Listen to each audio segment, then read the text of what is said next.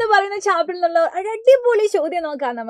നമുക്കിതാ ഇവിടെ ഒരു റിഫ്ലക്ഷൻ്റെ ഒരു ചിത്രം തന്നിട്ടുണ്ട്. എന്നിട്ട് അത് ബന്ധപ്പെട്ട് 4 ചോദ്യങ്ങളാണ് നമ്മളോട് ചോദിച്ചിരിക്കുന്നത്. ഫസ്റ്റ് ക്വസ്റ്റ്യൻ ആണ് ഐഡന്റിഫൈ ദ മിറർ. ഈ ദർപ്പണം ഏതെന്ന് തിരിച്ചറിയുക.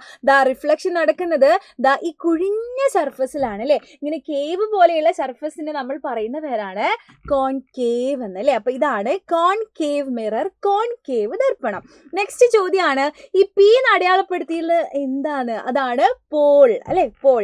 നെക്സ്റ്റ് ക്വസ്റ്റ്യൻ ആണ് ഇവിടെ എക്സ് എന്ന് കണ്ടല്ലോ, അത് എത്രയാണ് തിരിച്ചറിയാൻ, ഇത് എത്ര ആംഗിൾ ആണ് തിരിച്ചറിയാനാണ് പറഞ്ഞിരിക്കുന്നത്. നമുക്കറിയാം ദാ റിഫ്ലക്ഷൻ നടക്കുകയാണ് അല്ലെ. ഇൻസിഡന്റ് റേ പതനരശ്മി വന്നതാ തിരിച്ചു പോകുന്നു അല്ലെ, പ്രതിപതന രശ്മി ആയിട്ട് തിരിച്ചു പോവാണ്. ഇവർക്ക് ഇടയിലുള്ളതാണ് നോർമൽ എന്ന് പറയുന്നത് അല്ലെ. ഇതൊക്കെ നമുക്കറിയാം. ഈ നോർമൽ ആയിട്ട് ഇവിടെ ഉണ്ടാക്കുന്ന ആംഗിൾ നമ്മൾ ഐ എന്നാണ് വിളിക്കുക.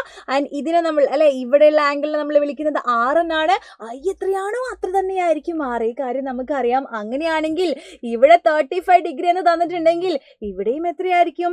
35 ഡിഗ്രി തന്നെയായിരിക്കും അല്ലെ. ഇനി നെക്സ്റ്റ് ക്വസ്റ്റ്യൻ ആണ് ഇത് നിങ്ങളെ സഹായിച്ച നിയമം ഏതാണ്? ഇത് കണ്ടെത്താൻ നിങ്ങളെ സഹായിച്ച ലോ ഏതാണെന്നാ ചോദിച്ചിരിക്കുന്നത്.